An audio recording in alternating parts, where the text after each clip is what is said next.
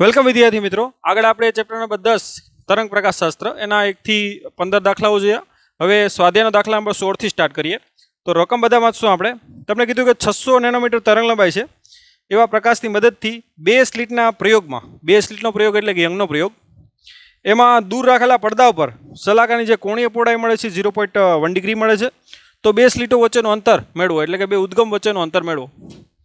તો ડેટા આ તમને આવી રીતે આપેલ છે. સ્વાધ્યાયનો દાખલા નંબર 16મો, તરંગ લંબાઈ 600 નેનોમીટર આપેલી છે, જે સલાકા મળે છે એની કોણીય પહોળાઈ 0.1 છે.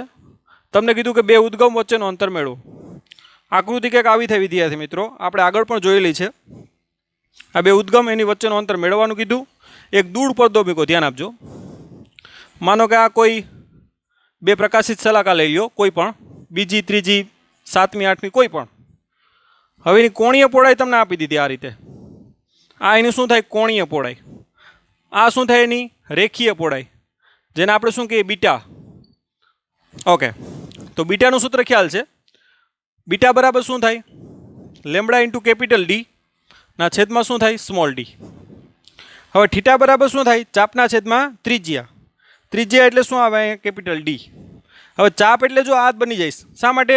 કેમ કે આ તમારું ખૂબ જ દૂર હોય એટલે ખૂણો કેવો બને? એકદમ નાનો. એટલે નાનો ખૂણો બને એટલે આને ચાપ લઈ શકો. એટલે થીટા બરાબર શું લખાય? ચાપ. ચાપ એટલે શું થાય? બીટા. ના છેદમાં શું થાય? ત્રિજ્યા તમે શું લઈ શકો? D, approximation. એટલે કે પડદો તમારો કેવો મૂકેલ છે? ખૂબ જ દૂર. તો થીટા બરાબર બીટાના છેદમાં શું થાય? ડી. હવે બીટા બરાબર શું થાય? તો કે લેમ્બડા ઇન્ટુ કેપિટલ ડી ના છેદમાં સ્મોલ ડી ના છેદમાં આ કેપિટલ ડી, એટલે ઉડી જશે. માટે થીટા બરાબર શું થાય? તો કે લેમ્બડાના છેદમાં ડી. માટે ડી બરાબર શું થાય? તો કે લેમ્બડાના છેદમાં થીટા. અહીં થીટા કેટલો છે? ધ્યાન આપજો. આપણે રેડિયનમાં લેવો પડશે. 0.1 રેડિયનમાં કન્વર્ટ કરવા હોય તો પાઈના છેદમાં કેટલા થાય? 180. એટલે એ થીટા આપણો રેડિયનમાં આવી ગયો. ઓકે, હવે કિંમત મૂકી દો. માટે ડી બરાબર લેમ્બડા કેટલું છે? તો કે 600 ગુણ્યા 10⁻9 એટલે 6 ગુણ્યા 10⁻7. અને થીટા કેટલું છે? તો કે 0.1 ગુણ્યા 3.14 પાઈ એટલે, અને છેદનો છેદ અંશ કેટલા આવશે? 180. માટે ડી બરાબર, કેલ્ક્યુલેશન આપણે કરીએ ફટાફટ. 6 ગુણ્યા 180 ભાગ્યા 0.1 ડિવાઈડ બાય 3.14, તો એ આવશે 3439.5 મલ્ટીપ્લાય 10⁻⁷, એટલે એ આવશે 3.4. 4 પછી કેટલા આવે? 3, એટલે 3.4 લખી શકો. ગુણ્યા 10ની કેટલી આવશે? તો કે 1, 2 અને 3 કાઢી નાખો એટલે કેટલી આવે? 10⁻⁴. તો આવી રીતે તમે એ સ્લિટની પહોળાઈ તમે મેળવી શકો. જે સ્લિટની પહોળાઈ, સોરી, બે ઉદ્ગમ વચ્ચેનું અંતર. ઓકે ઓકે, નેક્સ્ટ દાખલા તરફ આગળ વધીએ. ફટાફટ આ દાખલાને ઉતારો. ઓકે, દાખલા નંબર 17.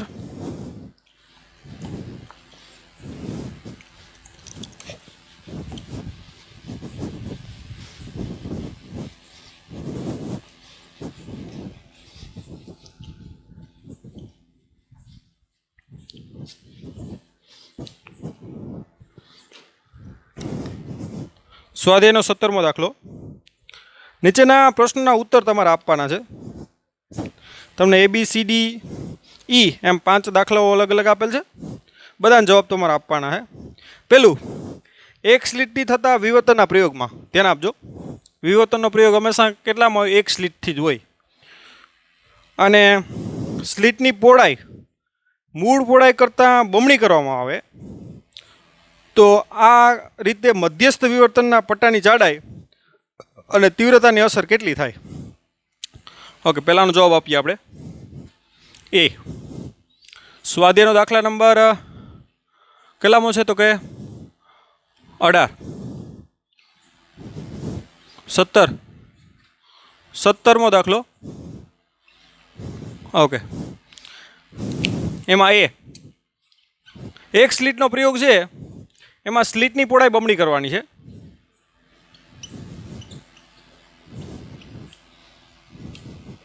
તો જે મધ્યસ્થ અધિકતમની પહોળાઈમાં શું ફેરફાર થાય એ કહેવાનું છે, અને તીવ્રતામાં શું ફેરફાર થાય એ કહેવાનું છે. ઓકે, બંનેના સૂત્ર આપણે લખવા પડશે પહેલાં તો, કે મધ્યસ્થ અધિકતમની પહોળાઈમાં શું ફેરફાર થાય તો એ આપણે જોઈએ. પહેલાં એનું સૂત્ર લખીએ. આપણે ખબર છે કે મધ્યસ્થ અધિકતમની પહોળાઈ 2x, થિયરી આપણે યાદ કરો, 2 લેમ્બડા ડી. આ સૂત્ર ન ખ્યાલ હોય તો થિયરી જુઓ, થિયરીના બધા લેક્ચરો આપણે અપલોડેડ છે જ. 2 લેમ્બડા ડીના છેદમાં શું થાય? સ્મોલ ડી, જ્યાં ડી એટલે શું છે? સ્લિટની પહોળાઈ. આ શું છે? મધ્યસ્થ અધિકતમની રેખીય પહોળાઈ, જેનું સૂત્ર 2x બરાબર શું થાય? 2 લેમ્બડા ડીના છેદમાં સ્મોલ ડી. અહીં તમારો આ ડી ડેશ છે એ કેટલું કરવાનું છે? 2d, એટલે સ્લિટની પહોળાઈ કેવી કરવાની છે? બમણી કરવાની છે. તો તમારું જે નવું જે થાય એને 2x ડેશ કહી દો, બરાબર 2 લેમ્બડા ડીના છેદમાં ડી ડેશ, જ્યાં ડી ડેશ એટલે શું છે? તો કે 2 લેમ્બડા ડી ના છેદમાં 2d. માટે 2 લેમ્બડા ડીના છેદમાં ડી બરાબર શું છે? તો કે 2x. માટે 2 એટલે કે તમારી જે નવી પહોળાઈ છે, ધ્યાન આપજો, 2x એટલે પહોળાઈ છે ટોટલ, એ કેવી થઈ જાય? બમણી થઈ જાય. આમ મધ્યસ્થ અધિકતમની પહોળાઈ કેવી થાય? તો કે બમણી થશે. ઓકે, ચાલો હવે તીવ્રતા જોઈ લે. તો તીવ્રતા, વિદ્યાર્થી મિત્રો, આપણે ખ્યાલ છે કે તીવ્રતા છે એ કંપવિસ્તારના વર્ગના કેવું હોય? સમપ્રમાણમાં.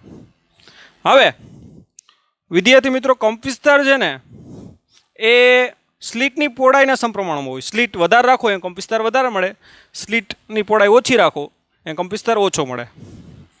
હવે તમે ડી ડેશ બરાબર કેટલું કરો? 2d કરો તો કંપવિસ્તાર પણ કેવો થઈ જાય? તમારો ડબલ. એટલે તમારો એ ડેશ બરાબર કેવો થઈ જાય? 2a. પણ તીવ્રતા કેટલી ગણી થઈ જાય? આઈ ડેશ તો કે 4i જેટલી, કે એના વર્ગના સમય 2a નો વર્ગ કેટલો થાય? 4a². માટે તીવ્રતા કેટલા ગણી થઈ જાય? 4 ગણી. એટલે તમે જવાબ લખશો તીવ્રતા કેટલા ગણી થઈ જશે? તો કે મૂળ તીવ્રતા કરતાં 4 ગણી. કેમ કે કંપવિસ્તાર છે એ ડબલ થઈ જાય, તો ડબલ 2a નો વર્ગ કેટલો થાય? 4a². એટલે તીવ્રતા કેટલી થઈ જાય? 4i. તો આવી રીતે ક્વેશ્ચન એ કરી શકો. હવે ક્વેશ્ચન બીજો, તમને કીધું કે 2 સ્લિટ કરતા પ્રયોગમાં કેવી રીતે દરેક સ્લિટથી મળતું વિવર્તન એ વ્યતિકરણના ભાત સાથે સંબંધ ધરાવે. ડાયરેક્ટ આનો જવાબ આપવાનો છે ઓરલી, કે જે વિવર્તનમાં વિદ્યાર્થી મિત્રો જે એક સ્લિટથી દ્વારા મળતું વિવર્તન છે, હવે યંગનો પ્રયોગમાં 2 સ્લિટો હોય, ધ્યાન આપજો, આ સ્લિટ 1 અને આ સ્લિટ 2. અહીંથી આમ પ્રકાશ આવે આવી રીતે, તો આવી રીતે અહીંયા પણ આવી રીતે વિવર્તન થાય પ્રકાશ વાંકો વડે, અને અહીંયા પણ શું થાય? પ્રકાશ વાંકો વડે. હવે આ બંને વિવર્તનને કારણે વ્યતિકરણની શું રચાય? ભાત રચાય, અને એની તીવ્રતા કેવી થઈ જાય? સેમ. આ રીતે બંને શું ધરાવે? એક પ્રકારનું કોલોબરેશન ધરાવે. એ પ્રકારે તમે કહી શકો કે બંને વિવર્તન દ્વારા વ્યતિકરણ રચાય, અને વ્યતિકરણની શું રચાય? તીવ્રતા. અને એ બધી તીવ્રતાઓમાં જે શલાકાની તીવ્રતા હોય પ્રકાશિત, એની તીવ્રતા કેવી હોય? સમાન. તો એ રીતે બંને સંબંધ ધરાવે છે. હવે સી જોઉં તમે. ઓકે, આ તમારું થઈ ગયું બી. ઓકે, હવે સીમાં શું છે કે દૂરના ઉદ્ગમમાંથી આવતા જે પ્રકાશ છે એના પથમાં જ્યારે નાનું વર્તુળાકાર અડચણ મૂકવામાં આવે ત્યારે અડચણના પડછાયું જે રચાય એના કેન્દ્ર ભાગ ઉપર એક તેજસ્વી ટપકું જોવા મળે. એ આપણે કહેવાનું છે. શા માટે? માનો કે આ દૂરથી આવી રીતે પ્રકાશ આવે, અહીંયા તમે આવી રીતે કોઈ અપારદર્શક મૂકી દો, હવે અહીંયા પડદો મૂકી દો, માનો કે તમે અહીંથી બત્તી કરો આવી રીતે ટોર્ચ, તો એ જે પ્રકાશ નીકળે, હવે એટલા ભાગમાં શું દેખાય? અંધારું, કારણ કે આનો પડછાયો પડે, કારણ કે આ અપારદર્શક છે, તો એટલા ભાગમાં શું દેખાય? પડછાયો આવી રીતે. અને વચ્ચે આવી રીતે પ્રકાશીય શું દેખાય? ટપકું. તો એ પ્રકાશીય ટપકું શા માટે દેખાય કહેવાનું? તો જ્યારે વિદ્યાર્થી મિત્રો આ પ્રકાશ આવતા હોય ત્યારે આ જે ધાર છે આની એ ધાર આગળ પ્રકાશ શું થાય તો કે વિવર્તન. વિવર્તન એટલે પ્રકાશ શું વળે? આવી રીતે વાંકો વળે. અને વાંકો વળે તો આ બંને જે છે એ સતત અહીંયા શું થાય? કેન્દ્રિત થાય. અને કેન્દ્રિત થાય તો ત્યાં શું રચાય? વ્યતિકરણ. વિવર્તનમાં શું રચાય? વ્યતિકરણ. વિવર્તન કોને કારણે થાય તો કે ધારને કારણે. અને વિવર્તનમાં જે બે તરંગો આવે એને કારણે અહીંયા શું રચાય? વ્યતિકરણ. અને અહીંયા પદ તફાવત કેવો હોય? 0 હોય. એટલે સતત ત્યાં કેવું રચાય? મધ્યસ્થ અધિકતમ રચાય. અને એને કારણે ત્યાં તમને કેવું દેખાય? પ્રકાશીય ટપકું દેખાશે. ઓકે, તો આ રીતે ક્વેશ્ચન તમે સી આરામથી સમજી શકો. હવે ક્વેશ્ચન ડી જો તમે.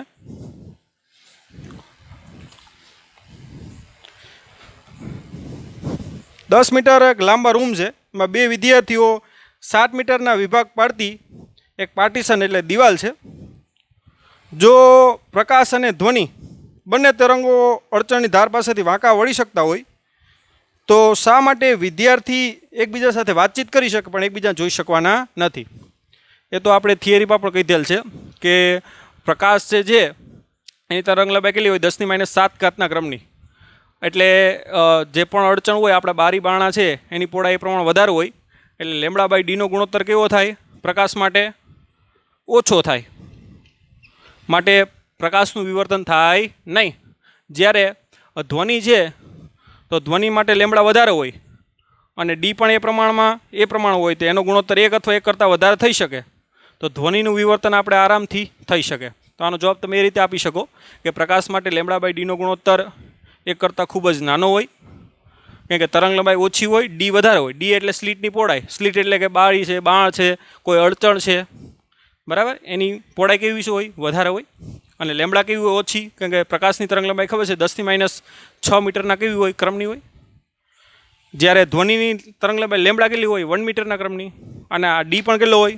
ડી એટલે સ્લીટની પહોળાઈ એટલે બારી બારણા અથવા કોઈ અડચણ એ પણ કેટલું હોય? 1 મીટરની આસપાસ અથવા તો ઓછું. તો ધ્વનિનું આરામથી શું થઈ શકે? વિવર્તન. એટલે ધ્વનિ આપણે સાંભળી શકીએ. કોઈ બાજુના ઓરડામાં કોઈ વ્યક્તિ છે તો એ ધ્વનિ એકબીજા સાંભળી શકે પણ એકબીજાને જોઈ શકતા નથી. કેમ કે પ્રકાશ છે એ રોજિંદા જીવનમાં વાંકો ન વળી શકે. એના માટે સ્લીટ આપણે કેવી રાખવી પડે? એકદમ નાની રાખવી પડે. તો આરામથી એ રીતે તમે થિયરીમાં આપણે સમજાવેલું છે, તમે એ લેક્ચર જોઈ શકો. ઓકે, તો હવે દાખલા નંબર આપણે આમાં ઈ પણ છે હજી. તો આ તમારું ડી સમજાઈ ગયો. ઈ જો ઈમાં શું છે જો, એમાં પણ એ જ જવાબ છે.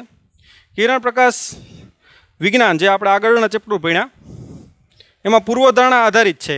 પૂર્વધારણા ક્યાં હતી? કે પ્રકાશ છે એને આપણે કિરણ તરીકે લીધું હતું અને પ્રકાશ છે એ સીધી રેખામાં ગતિ કરે, એ પ્રતિવર્તતાનો ગુણધર્મ ધરાવે અને કિરણો એકબીજાથી કેવા હોય? સ્વતંત્ર હોય. કોઈ અડચણ પ્રકાશના કિરણો એકબીજા ભેગા થાય તો પણ અસર કોઈ પેદા થતી નથી. એ પૂર્વધારણા આપણે જોઈતી અને એ આધારે આપણે કિરણ પ્રકાશશાસ્ત્ર સમજ્યા. તો એ આધારિત છે એમ કીધું છે. પ્રકાશ સૂર્યરેખામાં ગતિ કરે છે. વિવર્તનની અસરો જ્યારે પ્રકાશ નાના અડચણ અથવા સ્લીટમાંથી પસાર થાય ત્યારે આપણે ખબર છે વિવર્તન થાય છે. તો આ પૂર્વધારણાનું ખંડન કરે છે. તેમ છતાં કિરણ પ્રકાશશાસ્ત્ર પૂર્વધારણા સામાન્ય વપરાશમાં પ્રકાશીય ઉપકરણોમાં પ્રતિબિંબનું સ્થાન અને બીજા ગુણધર્મો સમજવા આપણે વપરાય છે. આપણે ખબર છે આપણું ચેપ્ટર નંબર એને જ કારણે આપણે ભણ્યા છે. તો આવું શા માટે? એમ મેં તમને કીધું એનું કારણ આ જ કે રોજિંદા જીવનમાં જે પણ ઓબ્જેક્ટ એટલે કે વસ્તુઓ છે એનું ડી, દાખલે કે કોઈ બાર છે, બારી છે, બારણા છે અથવા કોઈ પણ વસ્તુઓ છે એનું જે પરિમાણ છે એ મોટું હોય. અને લેમડા કેવો હોય? લેમડા એટલે પ્રકાશની તરંગ લંબાઈ કેવી હોય? 10⁻⁶. એટલે એને કારણે એનો ગુણોત્તર 1 કરતાં ખૂબ જ કેવો થઈ જાય? નાનો. એટલે આપણે રોજિંદા જીવનમાં પ્રકાશનું વિવર્તન અનુભવી શકતા નથી અથવા થતું નથી. એટલે આપણે રોજિંદા જીવનમાં બધી જે પણ ઘટનાઓ થાય, પ્રકાશનું પરાવર્તન છે, વક્રીભવન છે, પ્રકાશનું વિભાજન છે, પ્રકાશીય ઉપકરણો જે માઇક્રોસ્કોપ ને ટેલિસ્કોપમાં, એ બધામાં ટૂંકમાં પ્રકાશ કંઈ વાંકો વળતો નથી. માટે એને કિરણ પ્રકાશશાસ્ત્ર દ્વારા સમજાવી શકાય. જ્યારે વ્યતિકરણની ઘટના છે, ધ્રુવીભવનની ઘટના છે, વિવર્તનની, આમાં પ્રકાશ વાંકો વળે. એટલે જ આપણે આ શાખા ભણ્યા છે તરંગ પ્રકાશશાસ્ત્ર. તો એ રીતે તમે એ ક્વેશ્ચનને સમજી શકો. ઓકે, હવે આવે છે વિદ્યાર્થી મિત્રો સ્વાધ્યાયનો દાખલા નંબર 18. એની રકમ આપણે વાંચીએ.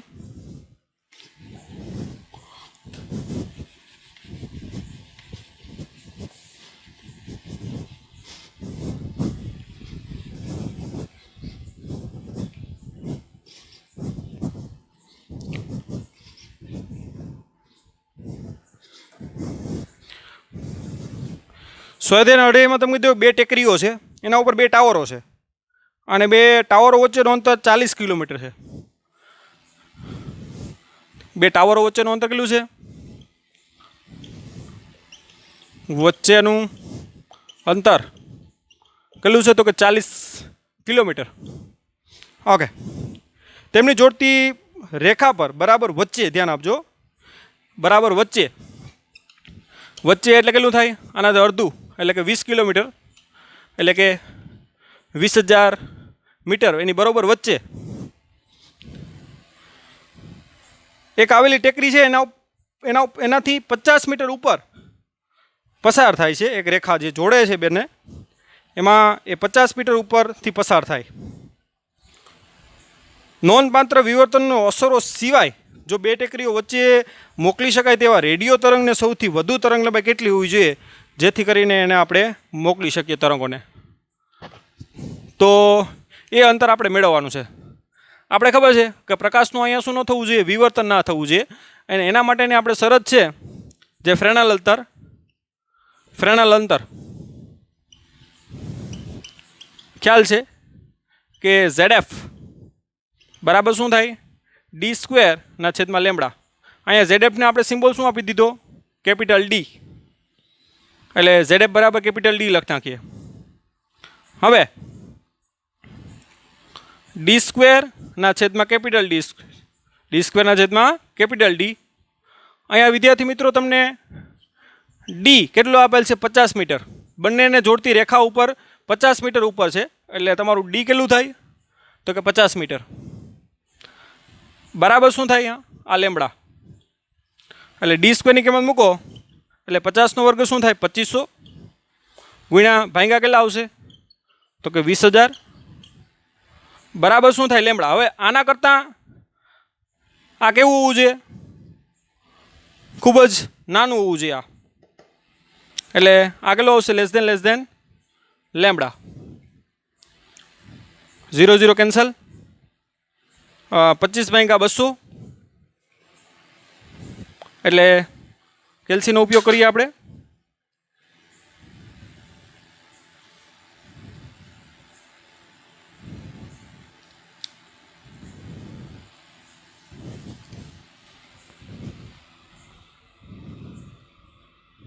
(25/200) તે આવશે 0.125 મીટર. ઓકે. જેનો વિસ્તાર છે વિદ્યાર્થી મિત્રો આ કેવો હોવો જોઈએ? ગ્રેટર દેન હોવો જોઈએ. કેવો આવશે? Greater than. એટલે 25/200 એટલે 0. કેટલા આવશે? 125. ગ્રેટર દેન કેટલું હોવું જોઈએ? લેમ્બડા. એટલે કે આ મીટરમાં છે. જો સેન્ટીમીટરમાં ગયો તો 12.5 સેન્ટીમીટર તરંગ લંબાઈ, ટૂંકમાં લેમ્બડા. એટલે તમારી લેમ્બડા છે એ 12.5 સેન્ટીમીટર કરતાં ખૂબ જ કેવી હોવી જોઈએ? નાની હોવી જોઈએ. તો જ એ તરંગ આપણે વ્યવસ્થિત રીતે સેન્ડ કરી શકીએ. તો એ રીતે તમે એની તરંગ લંબાઈ તમે મેળવી શકો. સૌથી વધુ તરંગ લંબાઈ કેટલી હોવી જોઈએ? એટલે જ આપણે કેવું રેખું અહીંયા? Greater than. બરાબર. એટલે લેસ દેન ના આવશે, પણ એમાં શું આવશે? Greater than. કેમ કે તમારા રકમમાં શું કીધું? સૌથી વધુ તરંગ લંબાઈ કેટલી હોવી જોઈએ? એટલે d²/કેપિટલ D ઇઝ ગ્રેટર દેન શું આવશે? લેમ્બડા. તો આ થઈ ગયું વિદ્યાર્થી મિત્રો આપણો સ્વાધ્યાય દાખલા નંબર 18મો. હવે આપણે સ્વાધ્યાય દાખલા 19મો જોઈએ. ઓકે.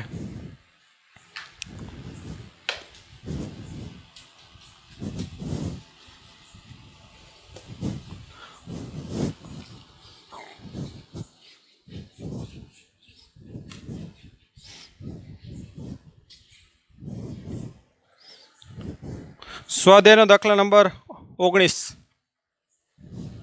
રકમ વ્યવસ્થિત વાંચો. 500 નેનોમીટર તરંગ લંબાઈ ધરાવતું એક સમાંતર પ્રકાશનું એક પુંજ છે, એક સાંકડી સ્લીટ પર પડે છે. ધ્યાન આપજો. એક સાંકડી સ્લીટ એટલે વિવર્તન થવાનું છે અને પરિણામી વિવર્તનની બાદ 1 મીટર દૂર રાખેલા પડદા ઉપર જોવામાં આવે છે. અહીંયા તરંગ લંબાઈ કેટલી છે? તો કે લેમ્બડા બરાબર 500 નેનોમીટર. પડદો કેટલો છે સ્લીટથી? તો કે 1 મીટર દૂર. અને એવું જોવા મળે કે પ્રથમ ન્યૂનતમ પડદાના કેન્દ્રથી 2.5 mm અંતર રચાય પ્રથમ ન્યૂનતમ, એટલે x1 કહી દઈએ આપણે. કેટલા અંતર રચાય તો કે 2.5 mm એટલે કે મિલીમીટર અંતર રચાય છે. તો સ્લીટની પહોળાઈ કેટલી હશે? ડી કહી દઈએ. ધ્યાન આપજો, વિવર્તન છે, ધ્યાન આપજો. વિવર્તનમાં પ્રથમ ન્યૂનતમ માટે આપણે ખ્યાલ છે, શરત લખો. વિવર્તન માટે પ્રથમ ન્યૂનતમ ક્યારે રચાય તો કે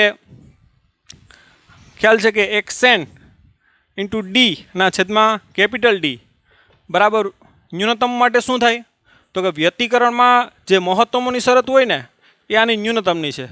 તો વ્યતિકરણમાં મહત્તમની શરત શું થાય? n lambda. આ વ્યતિકરણમાં મહત્તમની, પણ વિવર્તનમાં કોની છે? ન્યૂનતમની. હવે પ્રથમ ન્યૂનતમ માટે આપણે ખબર છે કે n બરાબર કેટલા લેવાના? 1. માટે x1 ઇન્ટુ ડી ના છેદમાં કેપિટલ ડી બરાબર લેમ્બડા. માટે તમારે મેળવવાનું શું છે તો કે ડી. તો ડીને કરતાં કરો તો ડી બરાબર શું થાય? લેમ્બડા ઇન્ટુ કેપિટલ ડી ના છેદમાં x1. લેમ્બડા કેટલો છે તો કે 500 નેનોમીટર એટલે 5 ગુણ્યા 10⁻7. ડી એટલે 1 મીટર અને x1 આપી દીધું 2.5 મિલીમીટર એટલે 2.5 ગુણ્યા 10⁻3. તો તમારી સ્લીટની પહોળાઈ આ આવશે 5/2. 2.5 એટલે 5/2 એટલે 5 5 ગયા. આ 2 ઉપર આવશે એટલે 2 ગુણ્યા 10⁻3 -4 એટલે -4 મીટર. આ રીતે સ્લીટની પહોળાઈ મેળવી શકો. ઓકે, તો આ થઈ ગયો સ્વાધ્યાયનો 19. સ્વાધ્યાયનો 20મો દાખલો જો.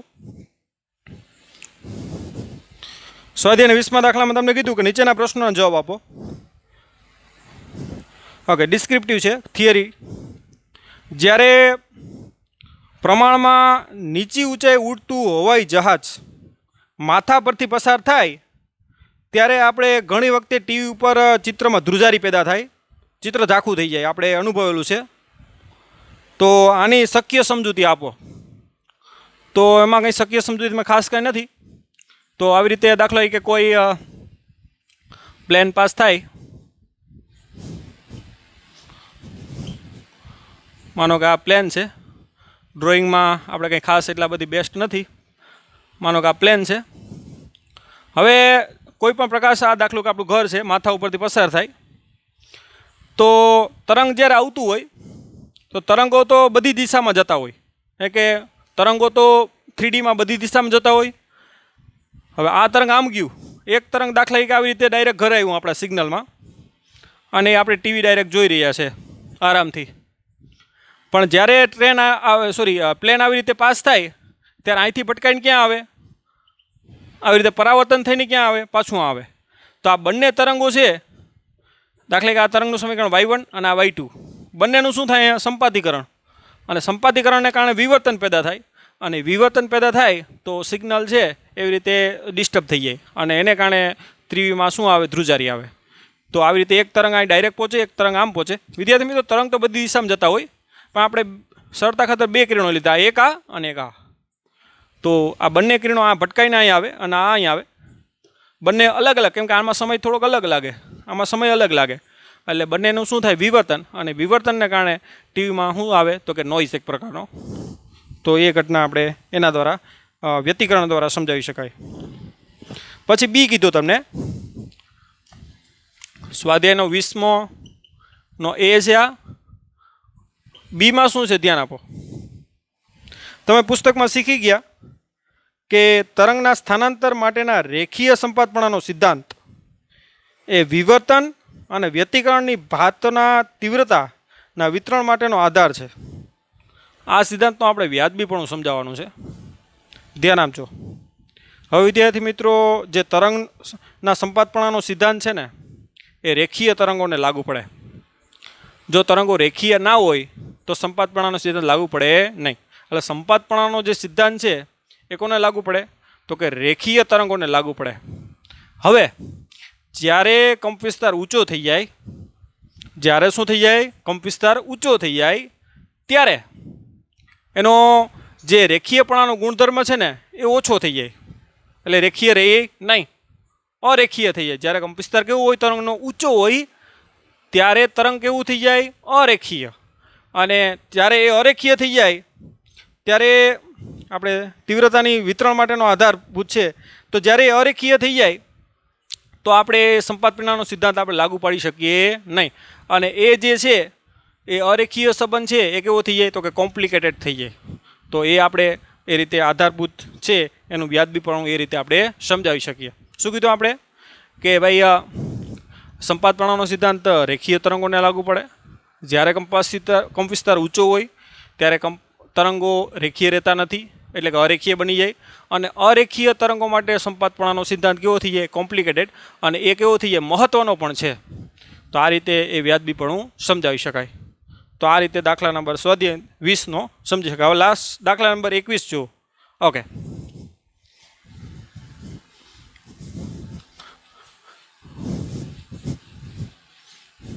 સ્વાધ્યાય 21.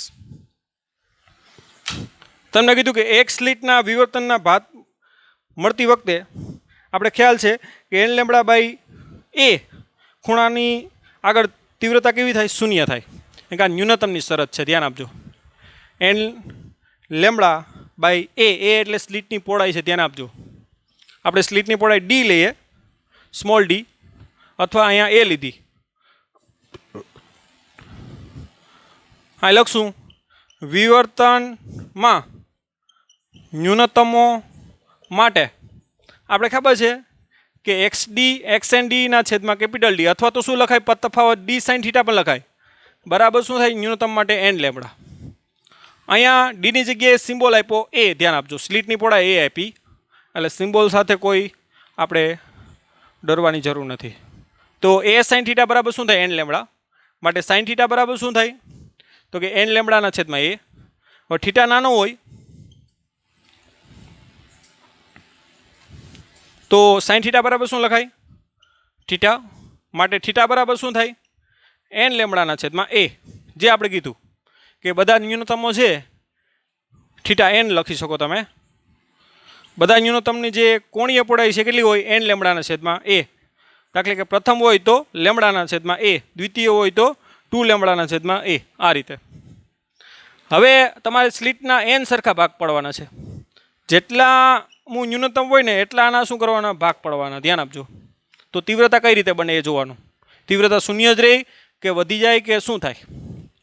શું કરવાનું, દાખલા કે આ 5મું ન્યૂનતમ હોય તો સ્લિટના કેટલા ભાગ પડવાના, 5 ભાગ પડવાના. એટલે એનમું ન્યૂનતમ હોય તો આના એન ભાગ પડવાના.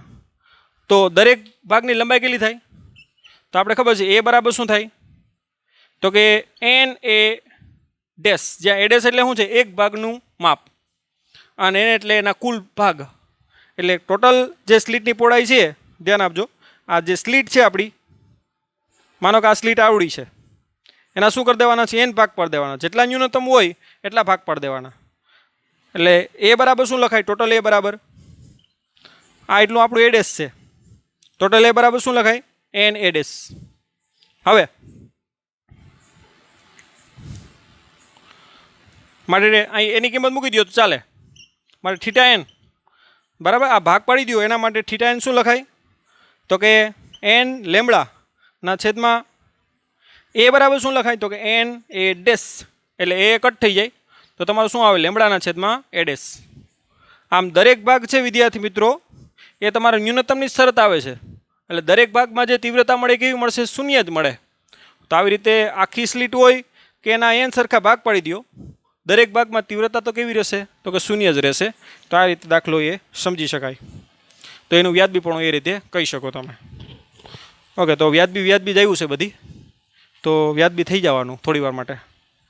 ઓકે, તો આ થઈ ગયા આપણા સ્વાધ્યાયના દાખલા પણ 21 સુધી પૂરા. સ્વાધ્યાય અને વધારાના સ્વાધ્યાય પણ આવી ગયા. ઓકે, તો અહીંયા સુધી રાખીએ. Thank you, bye bye, take care, have nice day.